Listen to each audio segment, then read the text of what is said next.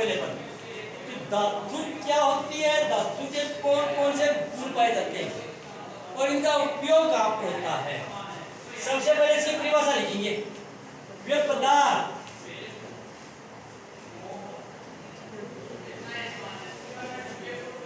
जो कठोर, चमकदार,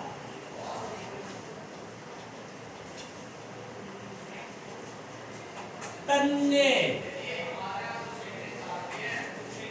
आघात वर्धनीय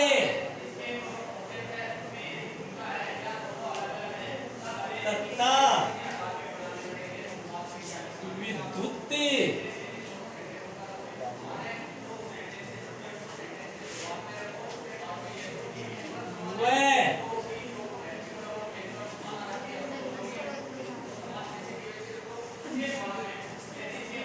उष्मा के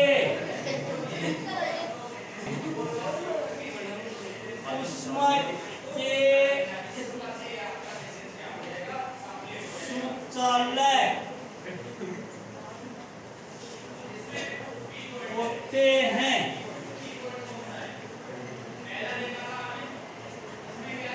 धातु कहलाते हैं।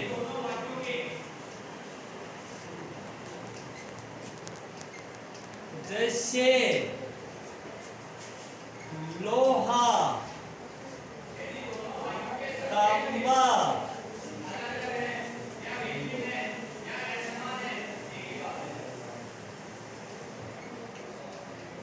एल्यूमीनियम, सोना,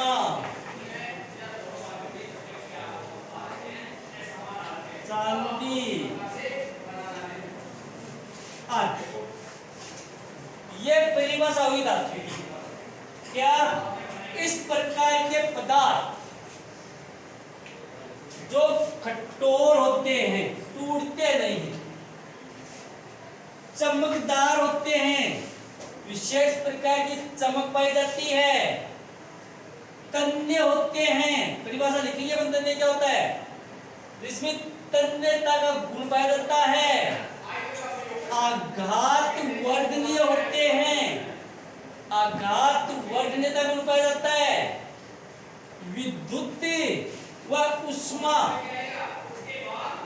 दोनों के सुचालक होते हैं, धातु कहलाते हैं।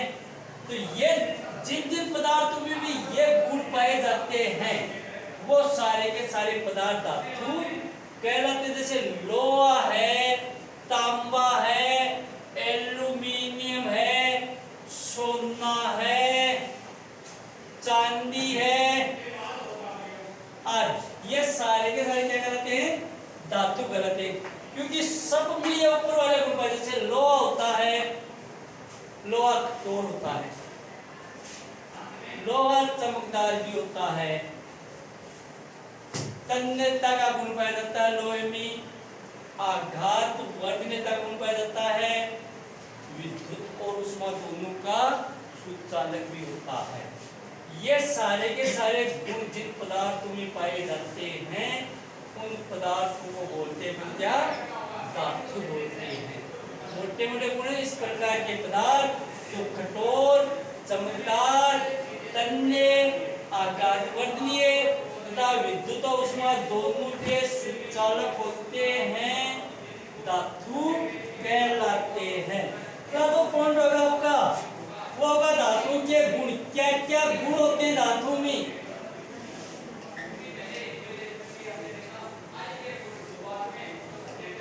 क्या क्या गुण पाए जाते हैं धातु में, कौन कौन से गुण होते हैं इनमें। तो पहला जो गुण बताएंगे अपन, वो बताएंगे धातुएं कठोर होती हैं,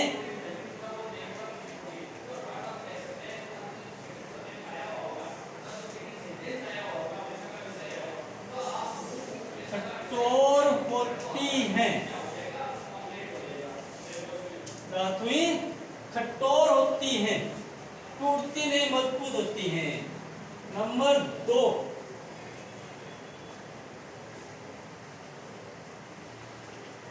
धातु सामान्यतः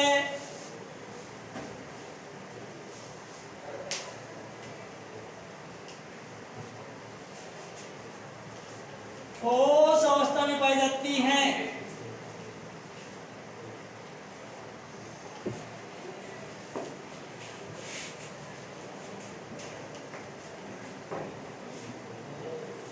धातु क्या होती है? सामान्य पहला गुण होता है धातु कठोर होती है। दूसरा जो गुण होता है धातु का, धातु सामान्यतः ठोस अवस्था में पाई जाती है। एक इस प्रकार की धातु भी होती है जो है धातु लेकिन द्रव अवस्था में पाई जाती है, वो जबकि धातु का गुण होता है धातु लगभग जो धातु होती है सामान्य जो धातु होती है वो ठोस अवस्था में पाई जाती है, लेकिन उसका आप ये नाम लिखिए बल्कि इस प्रकार कौन सी धातु है जो है धातु लेकिन फिर भी द्रव अवस्था में पाई जाती है। नंबर 3,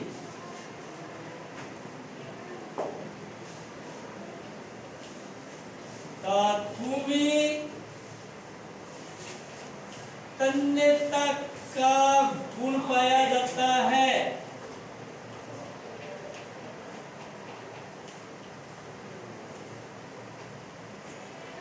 धातु में तन्यता का गुण पाया जाता है। तन्य होती है धातु, क्या गुण होता है तन्यता का, इसकी परिभाषा अपन लगाएंगे। नंबर 4,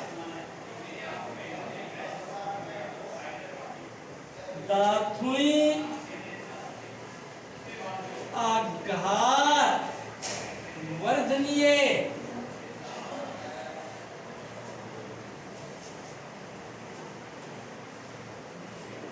होती है या धातु में आघात वर्धनीयता का गुण पाया जाता है।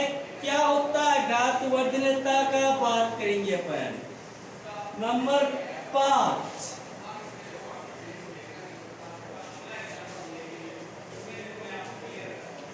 धातु से मिश्र धातुएं बनाई जाती हैं। धातु से मिश्र धातु बनाई जाती है, धातु मिश्र धातु क्या होती है इसकी बात करेंगे। नंबर 6, धातुएं विद्युत की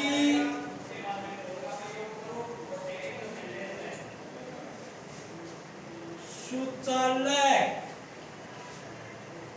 होती हैं। धातु विद्युत की सुचालक होती है। यहाँ पर हम बात करेंगे ऐसी कौन सी धातु है जो विद्युत की सबसे अच्छी सुचालक होती है, और ऐसी कौन सी धातु है जो विद्युत की उच्चालक होती है धातु लेकिन वो उच्चालक होती है।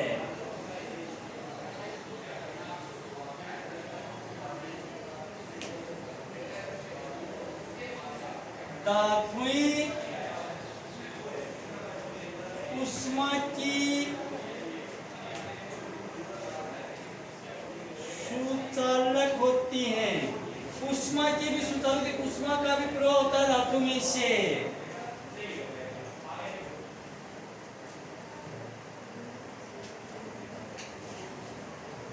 धातु का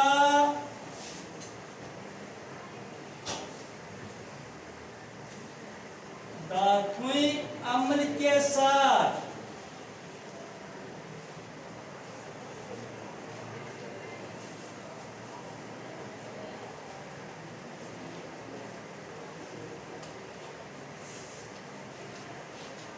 विक्रिया करे हाइड्रोजन गैस देती हैं। ये अम्ल के साथ विक्रिया करके हाइड्रोजन गैस देती हैं। नंबर 9, पहला गुण आया कि धातुएं कठोर होती हैं लेकिन लेकिन एक इस प्रकार की धातु भी होती है, ब्रोमीन है धातु, लेकिन इतनी मुलायम होती है कि इसको चाकू से काटा जा सकता है। ठीक है, तो ये 8 गुण को अब जो अपवाद वाले प्रश्न वो बात करेंगे अपन। तो ये तो इनके गुण हो गए कि धातुएं कठोर होती हैं, धातुएं सामान्यतः ठोस अवस्था में पाई जाती हैं, धातु में तन्यता का गुण पाया जाता है, धातुएं आघात वर्धनीय होती हैं, धातु से मिश्र धातुएं बनाई जा सकती हैं, धातुएं विद्युत की सुचालक होती हैं, धातुएं उष्मा की सुचालक होती हैं, और धातुएं अम्ल के साथ अभिक्रिया कर हाइड्रोजन गैस देती हैं। ये सारे के सारे गुण होते हैं धातु के। ठीक है, अब अपन बात शुरू करेंगे यहां से। धातु का गुण होता है कि धातु सामान्यतया आमतौर पर ठोस अवस्था में पाई जाती है, लेकिन प्रकृति में एक इस प्रकार की धातु भी है जो धातु होते हुए भी द्रव अवस्था में पाई जाती है, पर ऐसी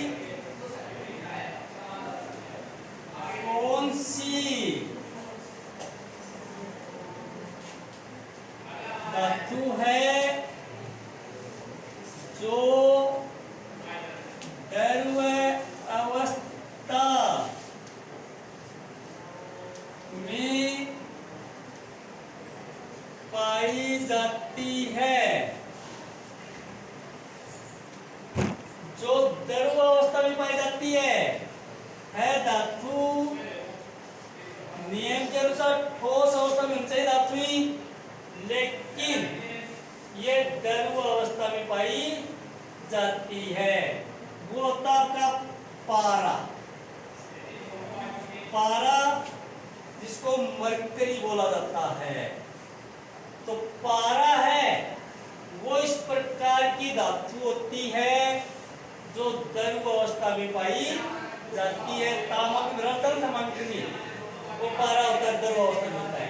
तो एक तक बात ये हो गया कि प्रकृति में से कौन सी धातु है जो द्रव अवस्था में पाई जाती है, वो तो हो जाएगा आपका पारा। दूसरा जो प्रश्न आया, बात आई कि धातु ही तन्य की परिभाषा लिखेंगे, आघात वर्धनी की परिभाषा लिखेंगे, मिश्र धातु की परिभाषा लिखेंगे।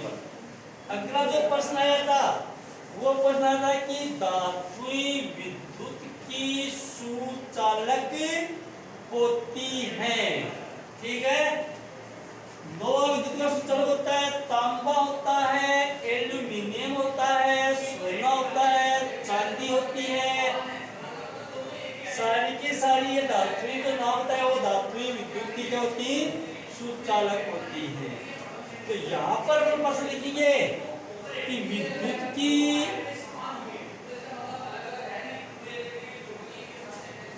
सबसे अच्छी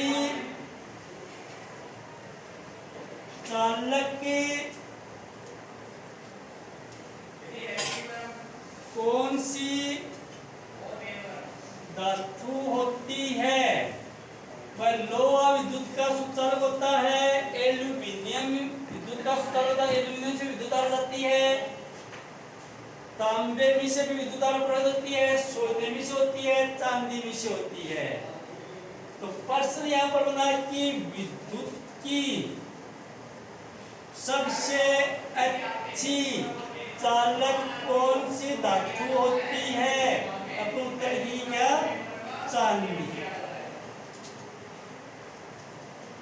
चांदी है वो विद्युत की सबसे अच्छी चालक होती है। आगे पाठ आएगा वहां पर चांदी का प्रतीक Ag क्यों होता है? क्योंकि नाम चांदी है, अंग्रेजी में सिल्वर बोला जाता है ना? तो सिल्वर बोला जाता है, मतलब पहले क्या आना चाहिए, ऐसा आना चाहिए, क्योंकि पहले नाम से तो तत्वों के नाम रखते हैं, तो ऐसा आना चाहिए सिल्वर।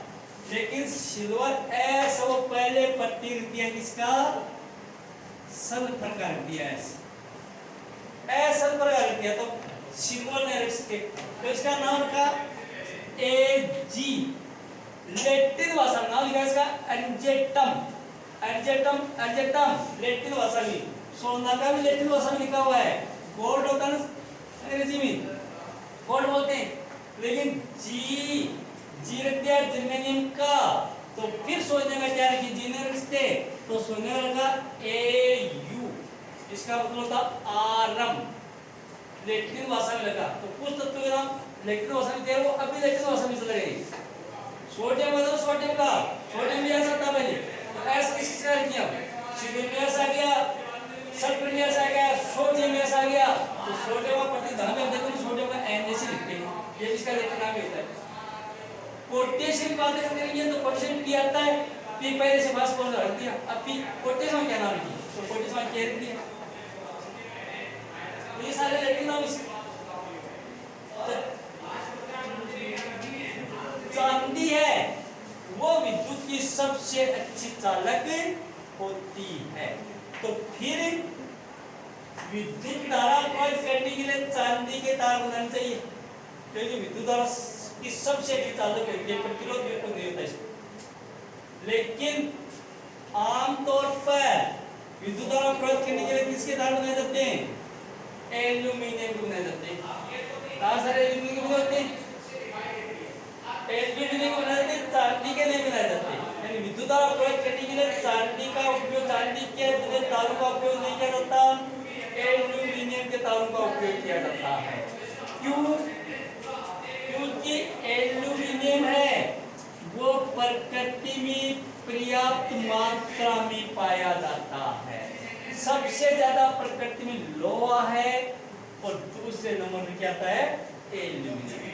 तो एल्यूमिनियम प्रकृति में सर्वाधिक मात्रा में पाया जाता है, पहली बात है ये, ज्यादा है इसका मतलब सस्ता है, सस्ता होता है। तीसरा मतलब एल्यूमिनियम में तन्यता का गुण पाया जाता है, एल्यूमिनियम में आघात वजनीयता का गुण पाया जाता है, ठीक है। इन्हीं विशेषताओं के कारण विद्युत धारा प्रवाहित करने के लिए एल्यूमिनियम का ज्यादा उपयोग किया जाता है, चांदी का क्यों नहीं करते, इसका कारण बताइए, बल्कि चांदी है वो प्रकृति में सीमित मात्रा में पाई जाती है, सीमित मात्रा में कोई चीज कम होगी तो महंगी होगी, तो सीमित मात्रा में पाई जाती है, इसके कारण चांदी वो काफी महंगी होती है, महंगी होने के कारण और सीमित मात्रा में पाई जाने के कारण चांदी का उपयोग विद्युत धारा प्रवाहित करने के लिए नहीं किया जाता, विद्युत धारा प्रवाहित करने के लिए उपयोग किया जाता है इसका एल्यूमिनियम। इसके बाद में आगे बात आती है तन्यता की, धातु में गुण पाया जाता है तन्यता का, तन्यता का गुण पाया जाता है धातु में। क्या होती है तन्यता, तन्यता का मतलब होता है धातु का वह गुण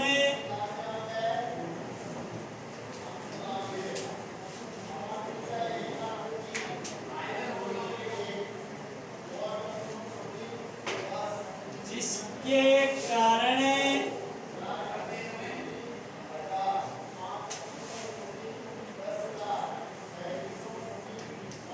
धातु को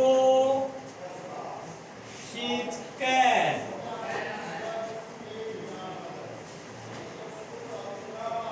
इसके तार बनाए जा सकते हैं। तन्यता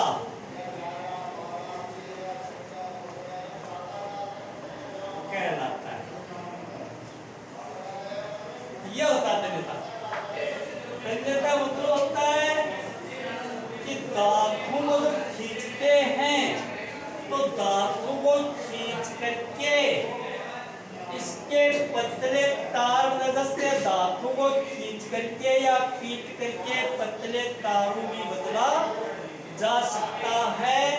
धातु का ये जो गुण होता है वो तन्यता कहलाता है। एल्यूमिनियम को पीट करके पतले तार बनाए जा सकते हैं, लोहे के तार बनाए जा सकते हैं, तांबे के तार बनाए जा सकते हैं, सोने के तार बनाए जा सकते हैं, चांदी के तार बनाए जा सकते हैं।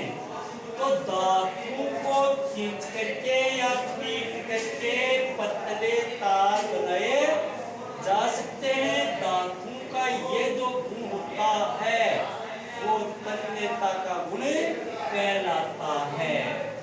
अगला आपका आघात वर्धनीयता।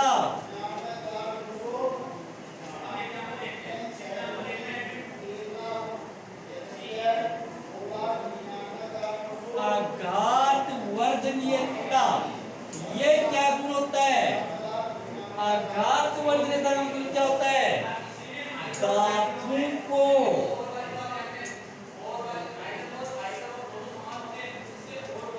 पीट कर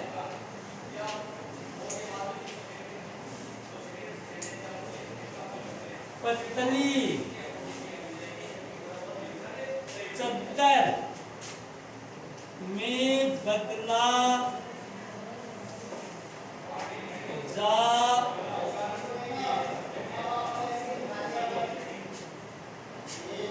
सकता है। धातु के इस गुण को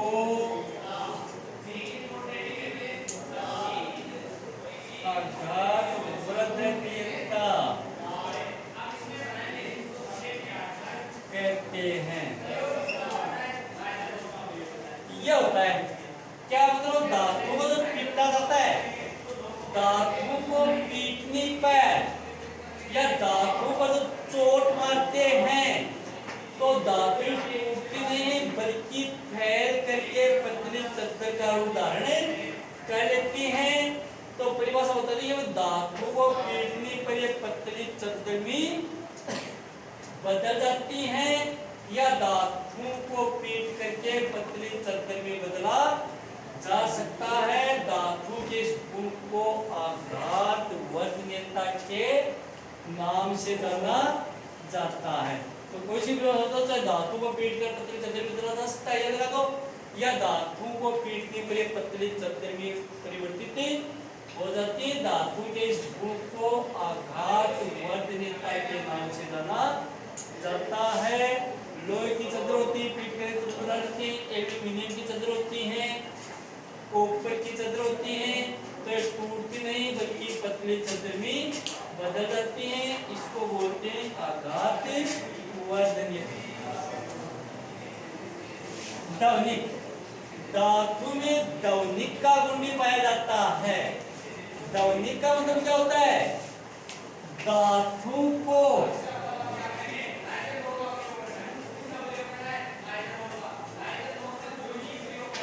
धातु पर चोट मारने पर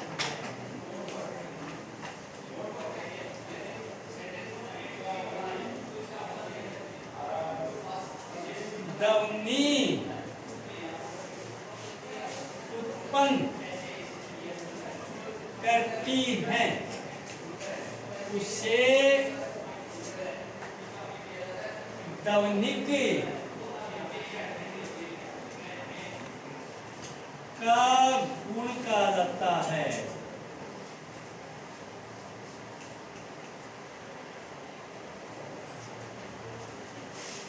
धातु को जब चोट मारते हैं, धातु को जब पीटते हैं या फिर धातु जब कठोर फर्श से टकराती हैं तो इनसे एक विशेष प्रकार की ध्वनि उत्पन्न होती है। धातु का ये जो गुण होता है ध्वनि उत्पन्न करने का, इसको ध्वनि के नाम से जाना जाता है। तो धातु को चोट पाने पर या धात्विक तौर पर से टकराती हैं तो द्रवनिक होती है। इसको बोलते हैं द्रवनिकता का गुण कहा जाता है।